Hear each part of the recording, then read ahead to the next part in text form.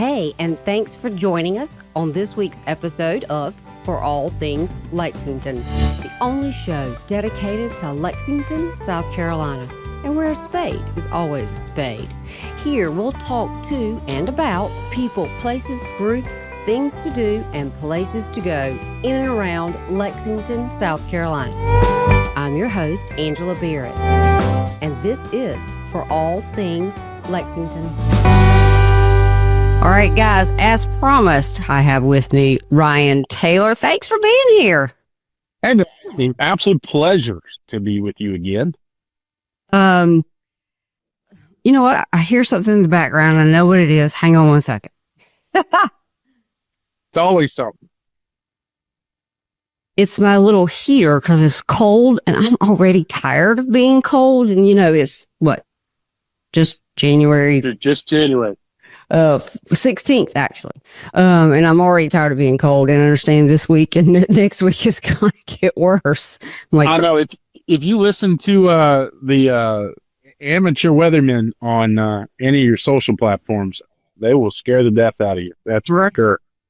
There is one guy and I can't remember his name right now, that I follow, and he has some pretty good information. He says, please note, I have not mentioned the S word. And I don't think he's talking about what we mostly think about, but yeah, no, he's like not even bringing it up yet. Yeah, well, as a Colorado kid, I left when I was in my early 20s. Yeah, I'm good with it. Let's go. Yeah, well, if it's going to be good, all day long. Yeah, please let it snow. If it's not going to be, if we're not going to have it snow, then the North needs to come take this crap back because I don't like the cold unless there is white stuff on the ground. So give me some wins since we've talked last. The last time we talked was June of 23. You're actually episode number 9. Very early on in this podcast. So tell me what's been going on since then. Well, June of 23, it was only a year and a half ago. I think most of us can agree it feels like 5 years ago.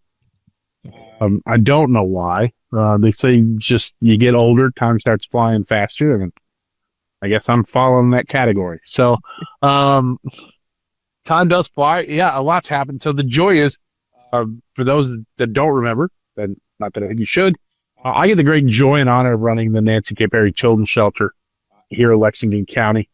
It has been established since 1972. We house kids that have been removed from the home by family courts. And we provide a 14-bed shelter. We've been in the community for, like I said, 50 years. The support we get from Lexington County and the community is incredible. Lexington Medical Center's one that supports us. Lexington County supports us. If I feel like if I go any further than that, Mount Horeb, Global Methodist Church supports us. If I go any further than that, I'm going to feel like I'm going to miss somebody. Sure. We get blessed, anywhere from, private donations, anywhere from $5 to $20,000. So, I say that only to say to the Lexington community, they are fantastic. And the only way we're able to continue to do what we do is folks like that help support kids in foster care, that definitely didn't ask to be in their boat, that they're in. But, our mission and vision is that we provide a safe, nurturing style environment so that kids can heal and grow. Because really we believe that every child can be successful if the right environment's created. And we seek to create that environment not only in our shelter, by providing a family style environment and really just giving these kids a childhood that they didn't have before, free of risk, free of unsafe conditions, whether that be physical abuse, verbal abuse, neglect. We just allow them to be kids. But you asked what's happened since June of 23. We say a lot. We've added actually 2 new programs. We've actually added a brief strategic family therapy program, which is an outpatient family therapy that we provide to families that are at risk for losing their kids.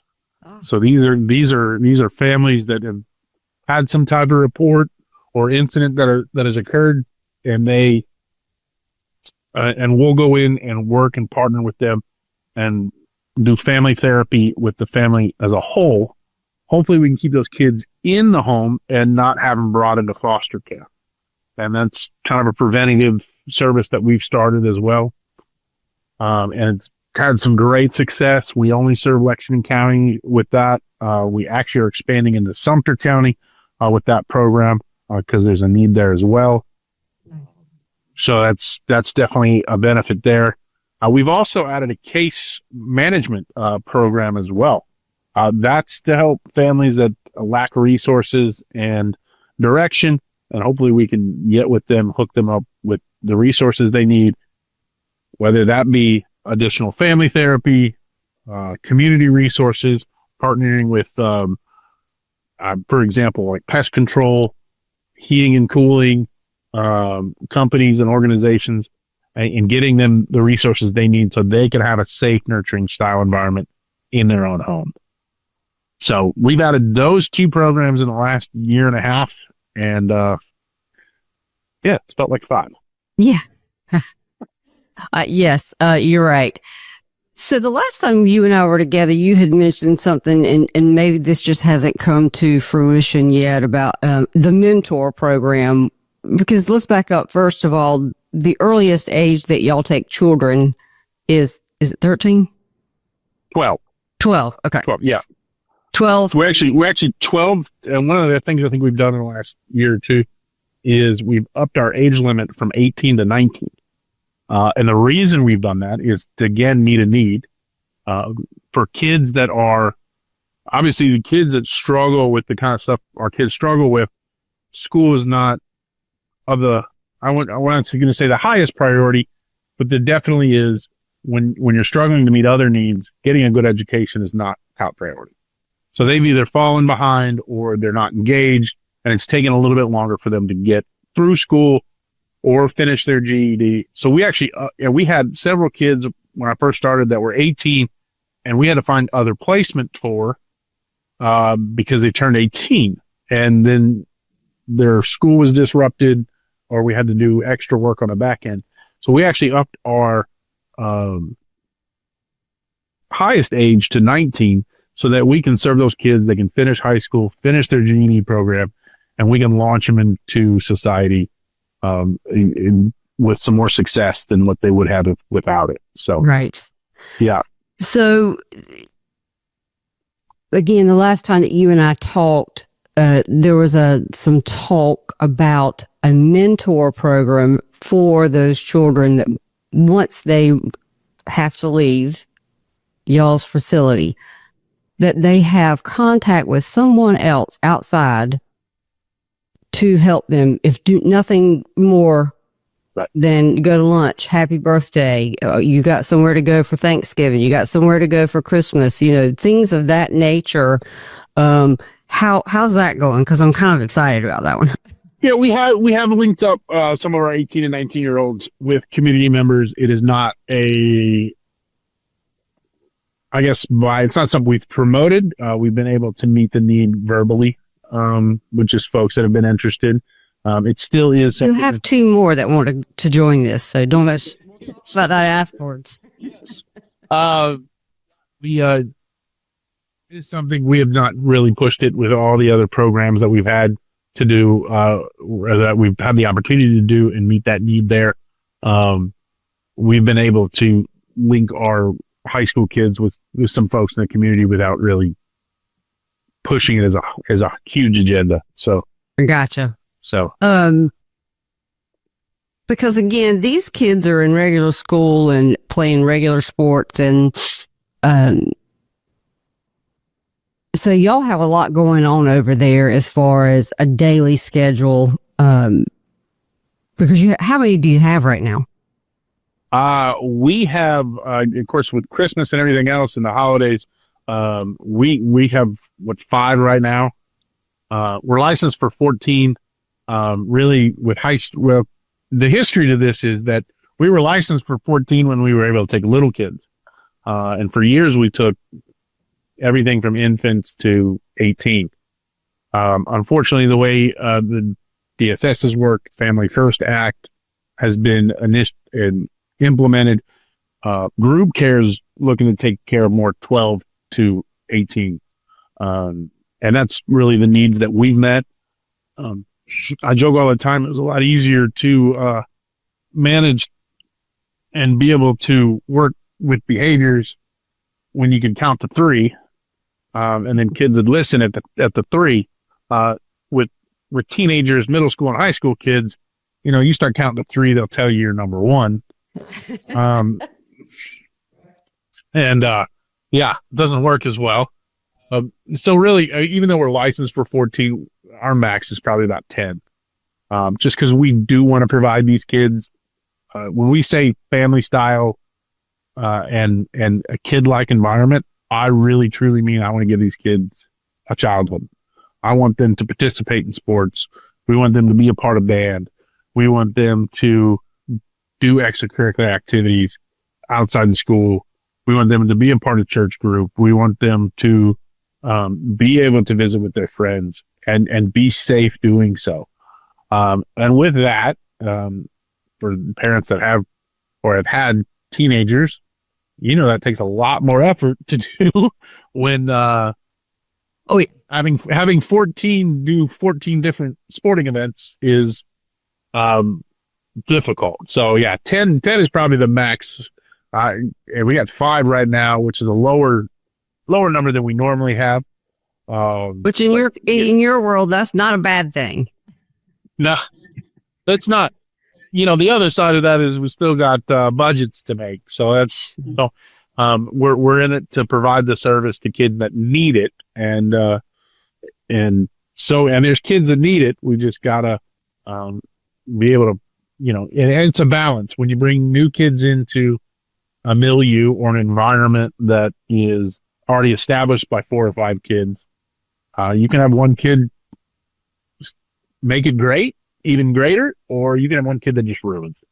Sure. And that's a balance. That's the backside of the job that not a lot of people realize is, we've got to be picky about who we're allowed, who we serve. Even though we know they need it, we also have 4 or 5 other kids, 6 other kids that are doing well, that have made progress, that we have to protect their growth and their success as well.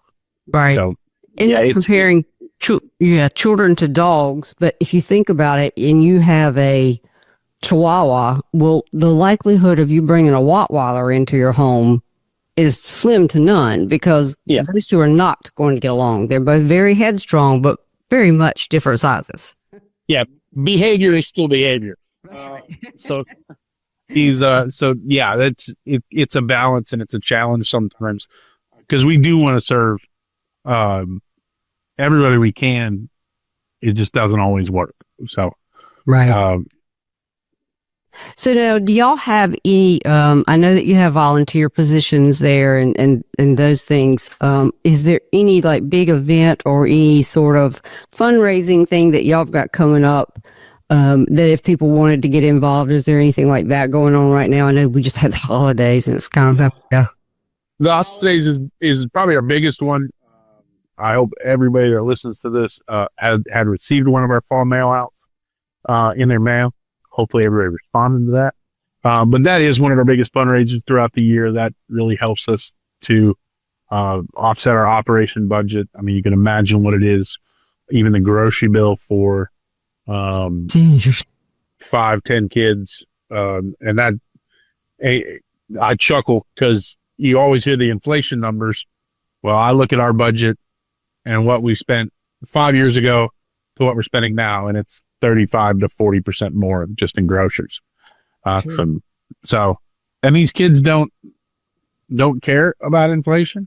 So they still want to eat out. They still want to, be kids. Go to amusement parks, go to the zoo, go on beach trips. And we want to provide that no matter what. Because again, the old adage is you're only a kid once. That's right. And hopefully you carry it on for the rest of your life, but you're only a kid once, and we want to provide them the opportunities not only work opportunities, school opportunities, but we want to provide them entertainment opportunities as well. Right. Having that beach trip that they may never have had. Being able to go to the zoo, Carowinds, other sporting events, stuff like that. So, yeah, the fall mail out definitely helps us offset that cost. That's a huge blessing that community answers. We have golf tournament in the work. We have a 5K in the work that we're looking to do. And then the other one, we did a car show last year or 2 years ago in the I believe in the fall. We're talking about maybe doing one again. Timing didn't work out this year. But yeah, so we definitely our website and our Instagram and all the social media accounts is definitely, we're going to keep track of all that.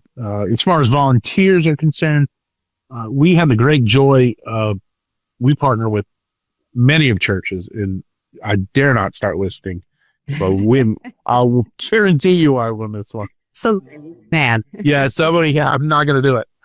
But we have so many blessings from church groups that come support us, businesses that come do projects around the area, around the facility, to help, maintain the facility, paint, help with landscaping, and so forth. Yeah, we've been blessed. I think the business groups are probably the ones that help us out the best because they can come in and do those big projects for us. And if you're head of HR, or take it to your HR, it's a great work event to bring folks together and for a good purpose and help us maintain the facility and help these kids out. And I think it's a joy when businesses come because they can see the work culture, they can see the camaraderie there are between coworkers, and it's not the fast food kind of thing. It's truly working towards, hey, I want to work for that company because they do this together and they help out and they look like they have fun, and that really helps the kids out to see something to shoot for and something to work towards, not just working at a fast food restaurant behind the counter. Right. Yeah, because I think the last time we were together, and I don't know if they were painting a shed or they had built you a shed for some of the storage from some of the overflow. Yep. But it was some of that, and I don't remember which business was doing it for you, but that was going on the last time I think we were together. Yeah, actually, again, that feels like 5 years ago. Well, that was Southeastern Freight that built us 2 sheds. And I'm forgive me if I get this wrong. Necron, the steel company, did I say his name? Yeah, they just came out and built us a huge fire pit. Oh, nice. They built a beautiful metal. You find it on our Facebook or Instagram. Beautiful fire pit, metal fire pit. They purchased us some Adirondack chairs and some metal benches. So that was a huge blessing as well. So the companies like those are great volunteer opportunities for not only the work group themselves, but for our kids as well in our shelter. Yeah, that's great. So a lot of s'mores, I'm imagining, has been my favorite. And for me, it's a blessing and a headache all at the same time because telling teenagers to play with fire and making sure does everything. It's like, geez, okay, Sure, I get it. As parents, you always want to just put bubble wrap around your kids and never allow them to do anything. Of course, then they don't get the childhood they want. So there's a give and take. That's right. And then, you get it to that stage of life, and I'm there, where now you need bubble wrap for your parents. I'm there. Yeah. So the tide has now gone flip. Yeah. Mine are still going 100 miles an hour, and I don't know if I could catch them long enough to flip wrap around. So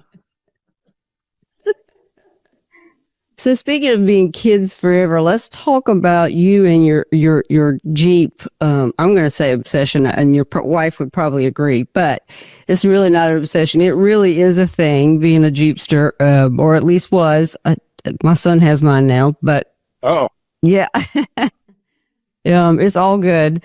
But you have even expanded your Jeep world, and now you have a podcast yourself called Off-Road Campfire podcast, right? Yeah. And it really is around Jeeps, right? It really is. So we all have to have outlets beyond business. And that is truly my stress reliever. Growing up in Colorado, it's, off-roading was 5 miles beyond city limits. Fortunately, it's not like that here. But you can go get in trouble in the backcountry in Colorado, anywhere you want, anytime you want. And, it was a great passion I grew up with. And I'm just it's been my therapy ever since, being behind a wheel, four-wheeling. Heck, I'll even take driving down a dirt road some days, because that's all I get. But that is definitely my therapy and my passion. I started the Off-Road Campfire podcast with a buddy of mine that I grew up in Colorado with, who now works at Ruben Trucks, which is a off-road company in Boone, North Carolina. And I was like, hey man, let's just do this. I don't know, it was fun. It was a way to and we're not looking to do anything with it. It really for us is making connections, learning about businesses, learning about people. And if you're not shocked, that's why I do what I do for a living in the Nancy K. Perry Children's Shelter, because it's about learning about people and helping people grow. And that's really what we want to do with the podcast, just learn the stories that don't get told in the off-road world. Instagram's great and Facebook's great at, promoting that kind of stuff, but it never gets to the real stories and the real intimacy in relationship building. So we started the podcast. I joined another guy on his for a while, got a feel for it. And I said, hey, let's do this. So we started the end of last year, small issues, a small hurricane that rolled through and pretty much took out Western North Carolina. Right. That was been a small issue, as with Clinton being up in Boone area. That set us back a few weeks, and of course, Christmas and the holidays. And it's a lot of work to do a podcast. Yes, it is. People don't realize we need to have that story one day. Jane, Greg, it is a lot of work. It is.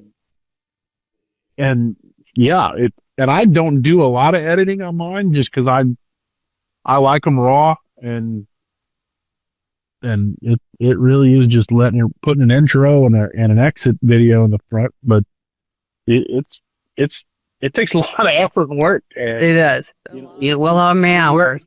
Yeah, when you got 3 kids, a Jeep toy already, you're running a shelter. That tends to take a back seat, but it's a fun endeavor. We've had whole location. You will. We haven't yet. There are some guys that are probably coming on that I've run up there. We've had Grade A Tops here, which is an organization here in Lexington that makes Jeep covers and Jeep tops. We've had him on. We've had some guys I grew up with that are big into competitive rock crawling. We've had Windrock Off-Road Park, which is in Holiday Springs, Tennessee, which is one of the biggest off-road parks on the East Coast. They were great. Learning about their organization. So we've had FBK Off-Road, which is in Myrtle Beach. We've had the joy to have him on. That episode comes out whenever I get it edited. It's like 2 weeks ago, but again, time management is sometimes difficult. But yeah, it's been a joy to do that. It's kind of been my outlet, just to have fun. And of course, you're right. My wife looks at me and be like, "Are you ever going to get paid for this?" Probably not. No, Probably not. Probably not. It's just Like, why do you do this to yourself? I was like, I don't know. Come on. Don't sit there. Podcast and, and a real job. It's like, whew, what was I thinking? Yeah, I don't sit still really well. So, yeah, I think the last, what was it, Friday when we had the quote, first snowstorm of the year? All 4 flakes. all 1 hour of snowing. She joked with me because I think we watched like 2 movies, and she's like, you sat down for 4 hours and watched 2 movies with me. And I was like, well, that might be few and far between coming soon. So, Right. Yeah, I don't sit down very much. So. Yeah, I know the feeling. In fact, as soon as you and I are done here, I'm meeting a real estate agent over at a new development. We're going to do some more filming. I'm like, okay, at some point in time, I got to, get this. It may or may not get done, but I know how you feel. But it's a lot of fun, and I know you probably feel the same way I do. I love people, and I love to talk. That's how I got into this mess. And you meet some of the most wonderful people doing this, and I mean, really meet them. Yeah, and and I think that's what I've been in the the joy about running a nonprofit and doing a podcast. On the nonprofit side, I get to people tell you stories that you would have never known about folks. One of the things we had, I don't know why they came. Oh, they came by to drop off food. I don't remember I don't remember what organization it was, but the guys that were coming by to drop off food, there was 4 guys in the truck. And as they were pulling out, I stopped them. I said, hey, thanks. We truly appreciate it. It was like Thanksgiving a few years ago. And the guy in the passenger seat said, I didn't know where we were going until I pulled down the driveway. And I was like, oh, cool. And not knowing really what he meant, he was like, I used to live here. I was like, no way. And holy cow, he just tells you the story about when he lived here and why and so forth. And that is one of those things, like, you don't realize what you're doing and the stories you're going to create in somebody, and you may never know. I often tell my staff, we are not harvesters. We are seed planters. Our job is to plant seeds as deep and as fast as we can and nurture that seed until that child moves on, goes somewhere else, is discharged, grows up, whatever. We may never see the crop grow. Right. And every once in a while, you may be able to turn around and see a crop, and that you hang your hat on that crop, and you keep moving on, because they're few and far between. But hearing stories like that, we've had several times people stop by and say, "Oh, my handprint is on the wall back there. Can I go see it? Or does so and so still work here?" And we had a kiddo that came by out of the blue a few months ago, and she wasn't that far out. She was there when I was there, and most of her staff was there. But she had gotten herself a job.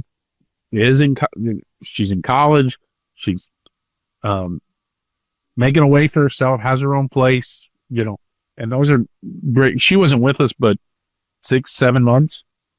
But again, what impact were we able to make on her life that she was able to make a better decision over where she came from to help better her life. And my hope is for all the kids that we serve, that whatever pinnacle moment that they have in their lives, they're able to look back and go, do I want the lifestyle I grew up with, or do I want the lifestyle I had at Nancy K. Perry?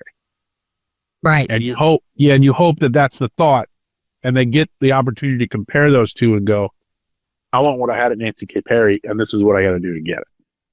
Yeah. That's a great program. It's and we're blessed to have it here in Lexington, and you as the director, because you, again, don't sit down and you're a go-getter. And I've enjoyed follow the Facebook, Instagram, all that good stuff. And it's always it's fun, like I think recently, I guess y'all had the Christmas party there, and oh yeah, it was, that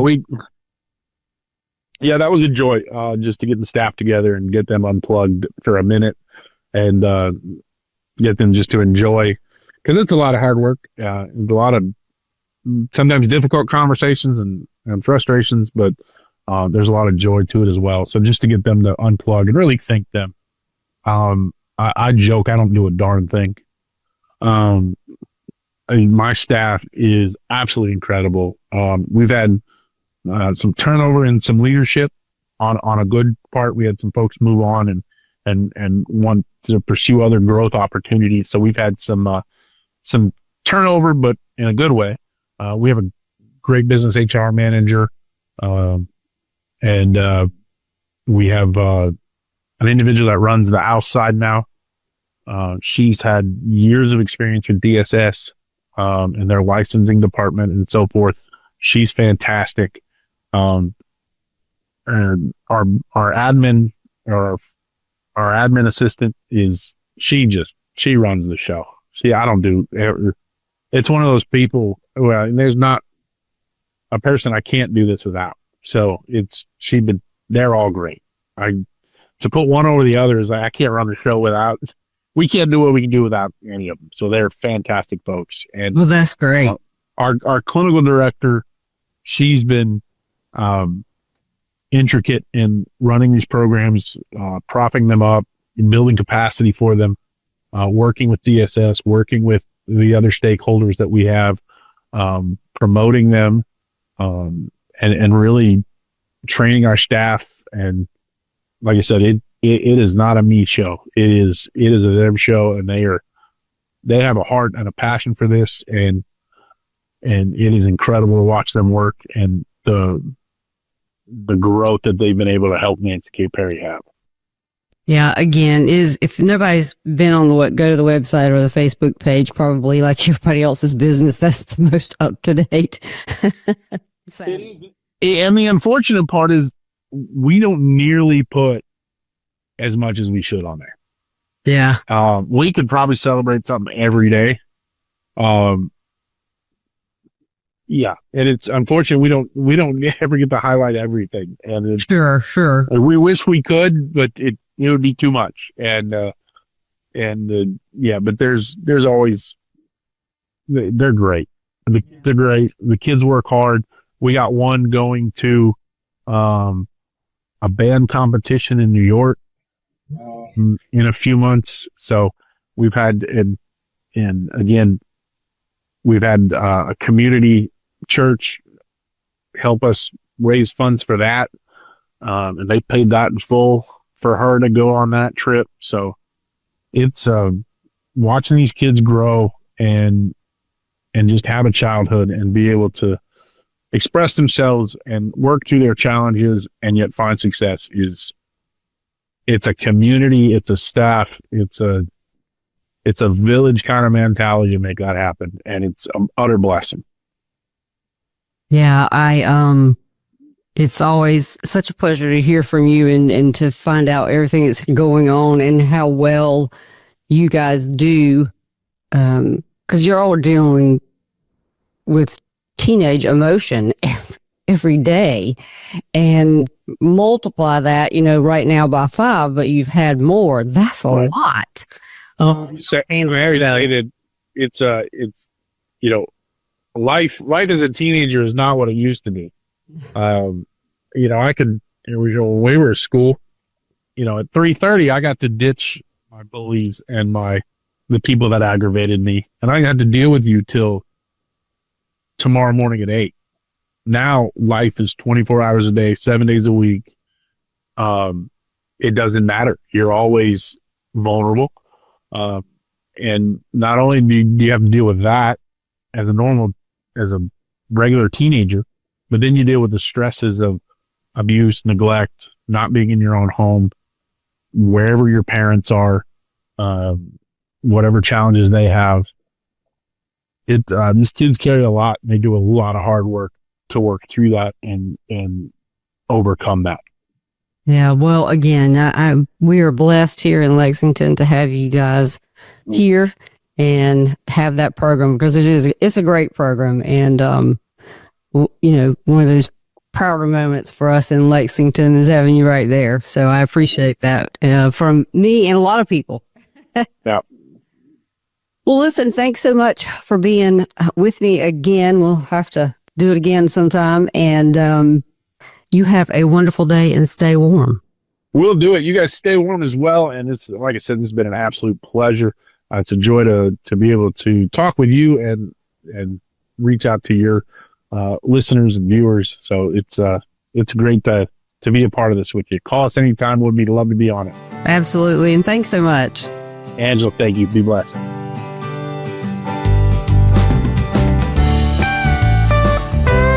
Thanks for hanging out with us today, and we hope you enjoyed the show. If you'd like to be a guest on the show or have a person, business, idea, an event that Lexington needs to know more about, email me, local@forallthingslexington.com. That's the number 4, y'all.